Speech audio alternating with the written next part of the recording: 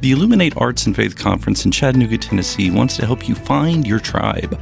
Do you get way too excited about quoting Wendell Berry or C.S. Lewis in conversations with coworkers? Does your Spotify playlist include hymns, a little jazz, and a whole lot of Andrew Peterson? Join your tribe at Illuminate March 31 and April 1 for education and inspiration from speakers Russ Ramsey, Douglas McKelvey, John Hendricks, and others. Find a complete list of session topics and ticket information at southern.edu/illuminate. In 2024, I set out to meet as many poets as I could and spend an hour with each one. I got more than I bargained for, more insight, more clarity, more hope. It's proved to be one of the richest highlights of my life. 17 writers, 17 deeply human conversations that made me sit up and pay attention. Franz Kafka once said, if the book we're reading doesn't wake us up with a blow to the head, what are we reading for? A book must be the axe for the frozen sea within us. And that's what I hope this new book will do. I hope it wakes us up, my friends.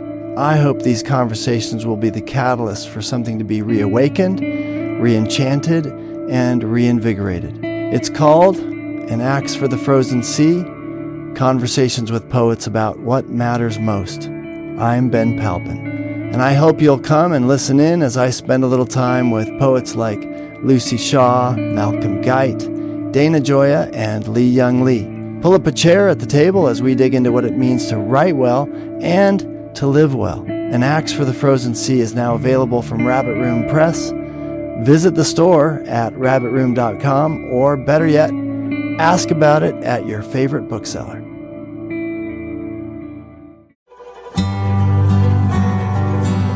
Welcome to the Habit Podcast, conversations with writers about writing. I'm Jonathan Rogers, your host.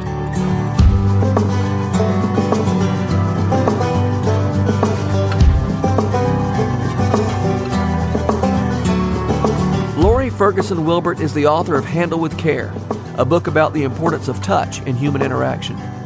Rabbit Room reviewer Jen Yokel says, the best way to describe this book is an approachable theology of touch, woven with stories, kindness, and respect. She isn't going to outline a who-to-touch policy for you, but she might challenge you to at least give more hugs. Lori has also been blogging for 20 years at sayable.net. Lori Ferguson Wilbert, thank you so much for being on the Habit Podcast. Thank you so much for having me. I'm so excited. I guess this episode is going to release right around the same time that your book, Handle with Care, releases. This will release on the 3rd of February, and you release on the 4th. We release on the 4th, yeah. Yeah, great. So tell me a little bit about what's going on in that book. Yeah, it's called Handle with Care, and then it's got kind of a doozy of a subtitle, How Jesus Redeems the Power of Touch in Life and Ministry. And so I'm just kind of talking through the Gospels and the way that Jesus interacted as a body with other bodies. And yeah. And I know you're interested in incarnation. And, yeah, I am. Well, you ought to be, if you're a Christian person. But the let's talk a little bit about how writing and incarnation are related to one another, because it's like. Shakespeare said that the poet gives to airy nothing a local habitation and a name. We are infleshing. We're bringing big ideas down to the world where we live. So I imagine you've done some thinking along those lines. I have actually done a little bit of thinking along those lines. I think probably when I started thinking about sort of incarnation, I was reading in college. I was reading a Rilke poem called The Ninth Elegy, and in it, he talks about making things sayable. And so we give things names, call this a rock and a tree and a chair and those kind of things. We give them names, and that makes them real. And so I think about writing as a work of incarnation is that we're taking these ideas and we're putting flesh on them. We're putting story. We're giving story to them. We're placing them sort of in the construct and the narrative of the place in which we live and our thoughts and our theology and all of those things. And so I think that's mostly how I think about incarnation in writing as it pertains to humans. So when you say I may be misquoting you here, but you said we make things real when we put words to them. Is that is that a fair summation of what you just said? Well, that's what Rilke said. Yeah, he said, perhaps we're here just to say and to give things, to make things sayable. Yeah. Huh. I can't decide how I feel about that. I mean, just because the obviously a thing has its stinginess, whether we say it or not. It's true. It's true. And I mean, this is a philosophy conversation as old as the day. Yeah, right. This is not a new conversation. I think, especially as I think, for instance, I mean, if we think about Jesus, God is real, whether Jesus came or not. Mm-hmm. But he sent Jesus, but our Father sent Jesus. Mm-hmm. And so he knew that some form of embodiment, some form of realness, some form of flesh and blood was important going to be important to the gospel and be important for his people. And so I think there's something true about that as well when we talk about making things real by saying them, by giving them names, by giving them a story, by telling them who they are and what they are. Yeah. So they're real, whether we say that or not, just as God is real. Mm-hmm. But Jesus came to make it more real. Yeah. Yeah. Okay. And make that reality accessible to us. Yeah, exactly. Yeah. Yes. Yeah. That makes sense. Yeah. As I was thinking about as I was thinking about your book about touch, and it's literally about the value of touch in relationships, in faith, and all those things, right? I was thinking about something that I thought it was Aquinas, but now I can't find it, where he says, he spoke of the sense of touch as the mother of all feeling, or the mother of all senses, which is pretty interesting. The point is, it's through the sense of touch that we navigate the world and our bodies, and I think that probably is relevant to writing in some interesting ways. That I started this conversation on an earlier episode with Helena Sorensen, and we didn't quite finish. I mean, I felt like there was a lot more we could have talked about, but I didn't have the mechanisms to continue thinking through it. But I have a feeling maybe you're just the person to talk through these things with.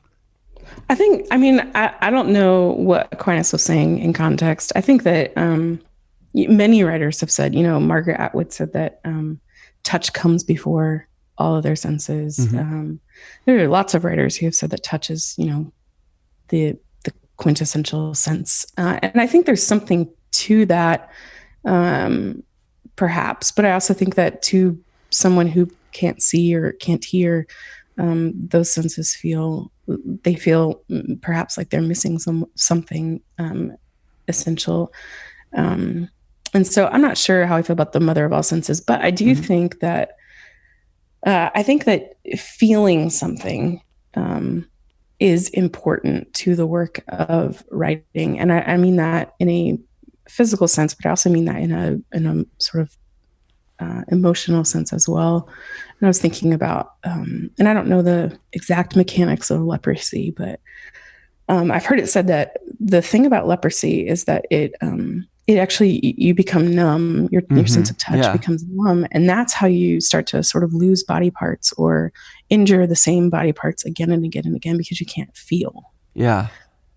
And so I find that really interesting. And I don't talk about this much in the book, but I find that really interesting as a writer, because I think if I'm not feeling, if I'm numb to the world around me and the things that are inside of me and the things that the Lord is doing and the things that those are people around me are doing, if I'm numb to those things, eventually it's not going to produce any kind of fruit. Yeah. And so I find that the idea of touch as perhaps as a mother of senses, or maybe as a chief sense, and the loss of it being an incredible loss for us as humans. And when I think about like leper colonies and things like that, just being outed into exiled kind of. Yeah. But I also find it really interesting as writers. we have to feel things. And I think that's what in the interview that you did with Helena, I think that's what she was saying is we can't put on armor to protect ourselves from criticism or hurt, but we also have to actually actively feel what is happening around us and within us in order to produce. Yeah, if you're not in touch with, I mean, think about it. I mean, so many of our metaphors for you know, they are touch metaphors. Even, you know, to be in touch or to feel, you know. But if we're not in touch, if we're not vulnerable, then how can we even connect enough to write?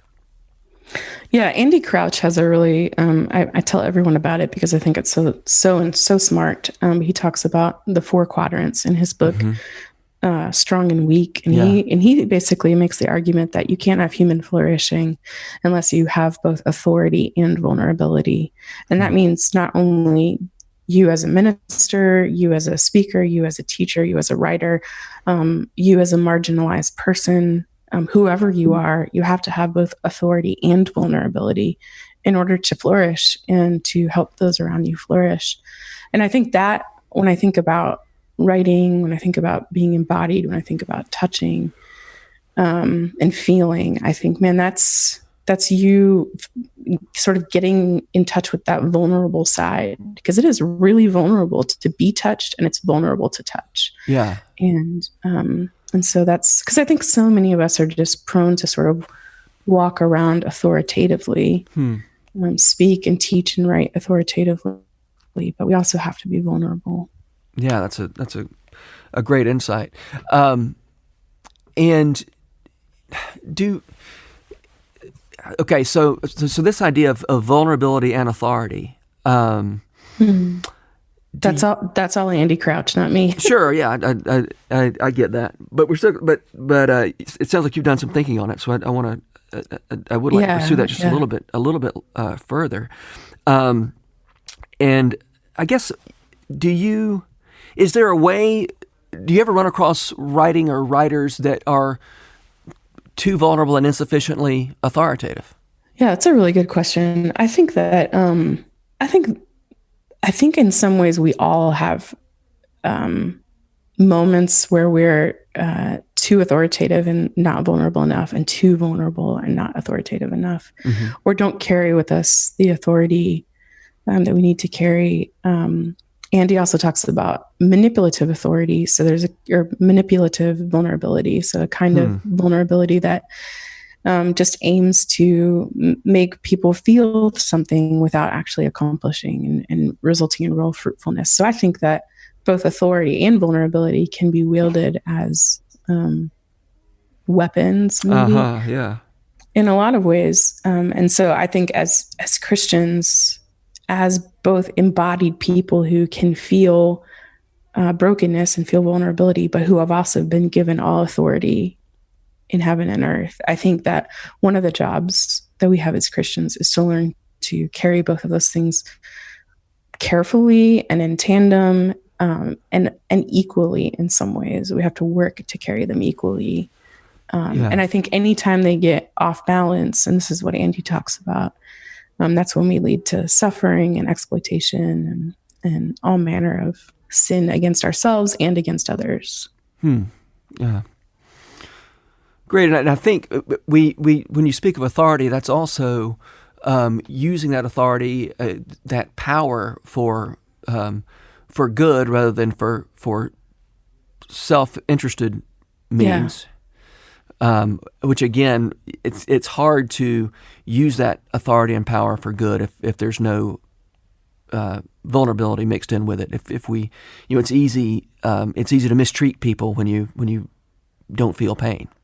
Yeah, I think that's the thing that surprised me so much while I was writing the book, was how vulnerable Christ made himself. And just, I'm saying, like, for instance, when he was in the house of the Pharisee and Mary came and washed his feet. I just think, man, What a situation in which like he could have had some terrible, awful gossip said about him. Yeah. And yet he made himself vulnerable. I mean, she was making herself vulnerable and watching his feet, but he made himself vulnerable too. And I think that's so, we miss that, I think, a lot with Jesus is sort of it wasn't a risk because he's God, but like the risk that he carried by becoming embodied and walking among people and being touched and handled and sinfully in some ways and righteously in other ways.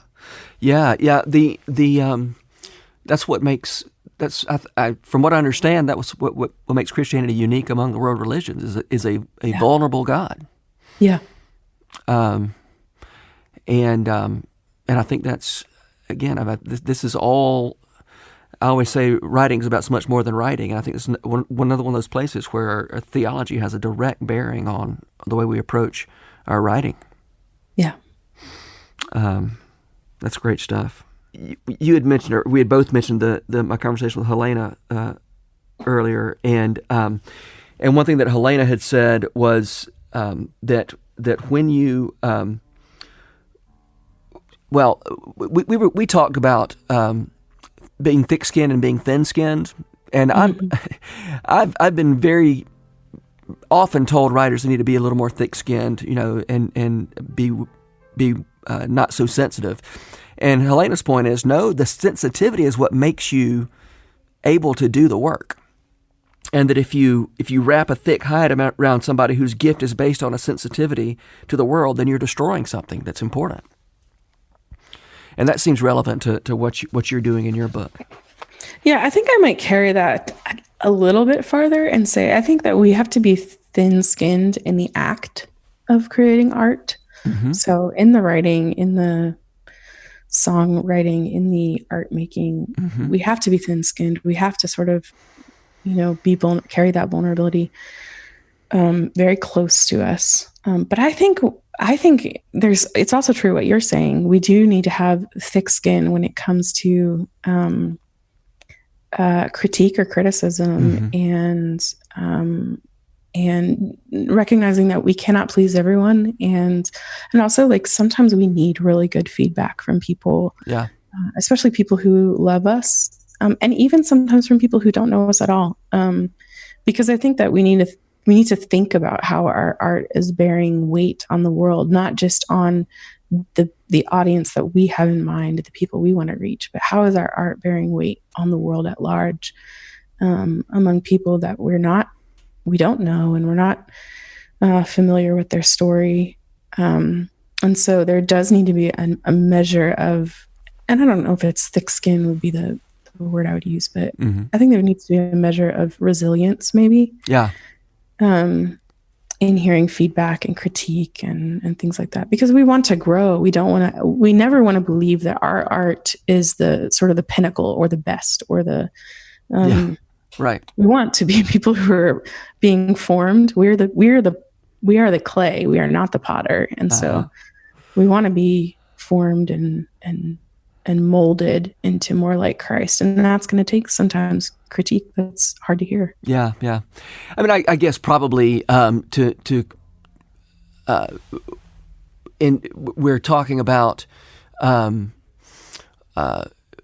say, sort of using the same word to mean two different things. In other words, being thin-skinned or sensitive as an observer certainly doesn't preclude being thick-skinned or tough when it comes to receiving criticism, right?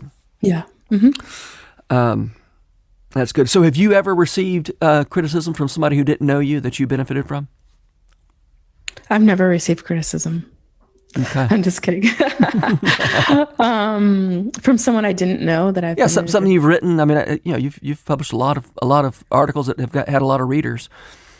I mean, a ton. I would say. I think that I think that I have a very small world. I live in I'm on purpose. I live in a very small world. I want to have a small life, and so a lot of the feedback that I get is from people who don't know me. Uh-huh. And I want to stay soft to what they have to say and what their story is and what their experiences are, apart from my writing, but also the way things bear on them in my writing. I'm thinking of a piece that I wrote probably 10 years ago. So I'm the child of divorce. My parents are divorced, and that really radically formed my brain and my life and my loves and my fears in a myriad of ways. And so I wrote an article probably 10 years ago just on being a child of divorce and how painful that was. And I, in that article, begged, a parent who might be considering divorce to consider their children. And 10 years later, I'm now married to a man who walked through a divorce. And hopefully in 10 years, I've also grown and matured and suffered a lot more. And I've seen how complicated divorce can be for an adult and for a parent who's going through that. And I wrote something recently around this idea, and someone messaged me and said, you wrote that article 10 years ago and it really hurt. It was really painful for me to read. And I'm grateful that you've written this article today, but it just got me thinking, man, I just want to be so aware that what I'm writing today, I'm writing from a small sort of bubble of information and suffering and experience. And so I think in some ways it's made me a lot quieter than I used to be in terms of writing. I think I used to sort of publish anywhere that would publish me. And these days I'm a lot more picky about where I publish and what I write. And a lot of that is because I just find that I want to care for the reader in a way that I didn't care as much 10 years ago. And so help me understand why the being more choosy about where you publish, play that out for me. How does that make the connection for me between the things you're loving your reader more and being more careful about where you publish?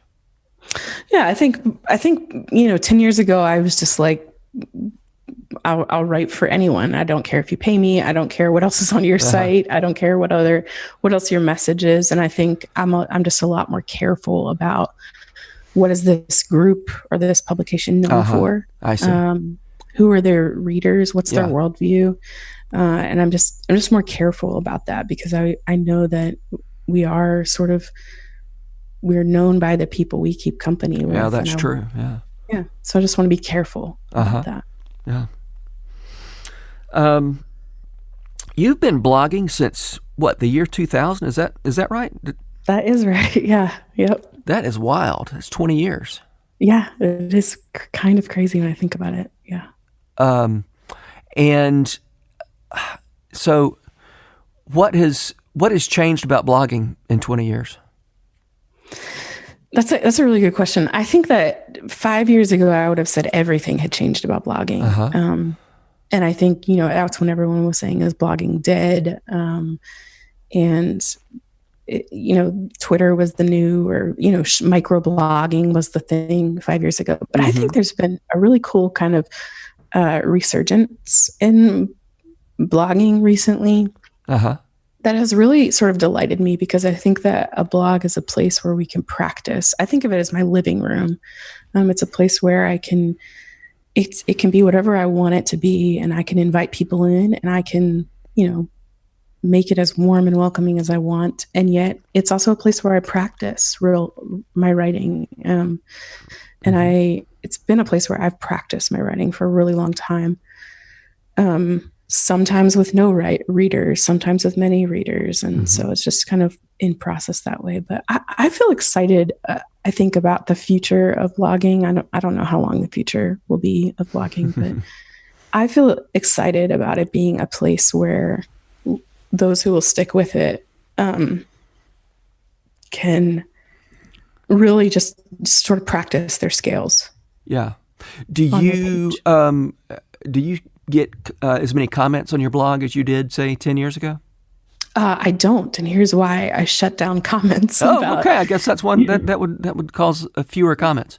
Yeah. So I found that people, everyone can land in a different place here. This is where I've chosen to land. I found that a lot of comments on blogs they were sort of the top of a conversation, but they weren't a real conversation. Huh. And I wanted as much as possible for someone to read something unsayable and then to be sort of contemplative about it instead of just needing to comment on it. Uh-huh. And move past it. I wanted them to think about it and perhaps bring it back into their community and talk about it with their people instead of, because I think sometimes commenting can be a way of sort of closing that chapter and moving on to the next thing. So that was kind of the reason that I shut it down. And I still have emails open. People can email me, but generally I can't respond to every email. And so that's been a really good move for me. It's also been a really healthy move for me just in terms of protecting my own sort of ego, like space, not letting endless compliments sort of flood. Like those things are not helpful, I don't think, for any reader. And also not making a space for people who haven't perhaps earned the right to critique in a way that is careful and intentional and just are trolling. So I don't have to really have either of those two things happening. And how long ago did you shut off comments? I don't know exactly. I think probably 8 years ago. Uh-huh. Yeah. Interesting. In your blog post that you entitled "Is Blogging Dead?" I love something you wrote there, and I'd like to hear you talk about it. You said, "I used to think a writer was just one who writes, but I've become less generous. I think and believe now that a writer is one who withholds words from the public until they've gotten them right in the private. Having something to say doesn't mean it ought to be said, but saying it, like the poet said, makes it real." I think that's a remarkable passage. I didn't mean that as a compliment. I'm sorry. I know you don't like compliments. So, well, I think that goes back to what we were kind of saying in the beginning and that's the poet that I'm talking about there is Rilke. And so I think sometimes we need to be doing some more internal work before we bring things to the public. And I'm not saying that you shouldn't write in private. You should be writing in private. Sure. But I think that we are too quick to, and I don't remember when I wrote that post. I think it was years ago, but I think that there probably still is. I'm just not quite as involved in the social media back and forth blog wars that were happening. But there was a temptation to just like very quickly sort of write off a blog in response to someone's decision and I think that still happens actually a lot. And I just think we need to be thinking about things a lot more, considering the views of other people before we write and publish. Yeah. Just because something's true doesn't mean it needs to be said right now. And that's great. Yeah. And then you in that same passage, you got back to that idea that you started with, that saying something makes it real. That by you're putting you're putting a stake in the ground that when you put something out there, you have put a stake in the ground, and we don't always need a stake in the ground every day on every situation. Yeah, I actually think we need. And this might get me in trouble, far fewer stakes in the ground. I think there are some things that are absolutely true when I think about the gospel and theology. But I think as Christians, we need to have far fewer stakes in the ground and bigger tables. Absolutely. I mean, I think if we had fewer stakes in the ground, we'd find it easier to take seriously the stakes in the ground that we do have and that we need to have. Yes. Yeah. Yeah. All right, Lori, we need to bring this in for a landing. So I'm going to end with the question I always end with: who are the writers who make you want to write? I think Eugene Peterson is probably going to be at the top of that list for me. Yeah, that's a good one. I think you're the first person to give me that answer, and I'm surprised that you're the first one that I've gotten that from. He's just so pastoral, and you can tell when he's reading his work, he is not caught up in himself. Yeah. He wants to care for his reader. And I think that he even talks about that. I think in Soulful Spirituality, he talks about being careful writers. So full of care, being shepherds of words. And I love that. Yeah, that's great. That makes me want to write. That's great. You got anybody else? I mean, I always have loved, the old favorites, Annie Dillard and Kathleen Norris and Barbara Kingsolver's essays and people like that. Yeah. Yeah. Have you read Acedia and Me by Kathleen Norris? Isn't that great? Yes. That's not a great book.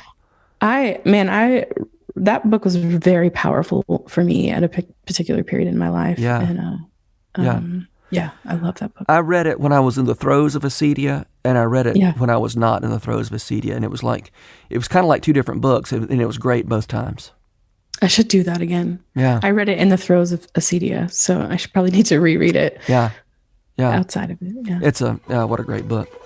All right, Lori, thanks so much for being here. And thank you for having me. It's been good to talk to you, and I hope we can do this again sometime. Thank you. All right, see you later. The Rabbit Room has partnered with Lipscomb University to make this podcast possible. Lipscomb has graciously given us access to their recording studio in the Center for Entertainment and Arts building. We're so grateful for their sponsorship, their encouragement, and the good work they do in Nashville. Special shout out as well to Jess Ray for letting us use her song Too Good as part of this podcast. Visit jessraymusic.com to hear more of her beautiful songs. The Habit membership is a library of resources for writers by me, Jonathan Rogers. More importantly, The Habit is a hub of community where like-minded writers gather to discuss their work and give each other a little more courage. Find out more at thehabit.co. This podcast was produced by The Rabbit Room, where art nourishes community and community nourishes art. All our podcasts are made possible by the generous support of our members. To learn more about us, visit rabbitroom.com, and to become a member, rabbitroom.com/donate.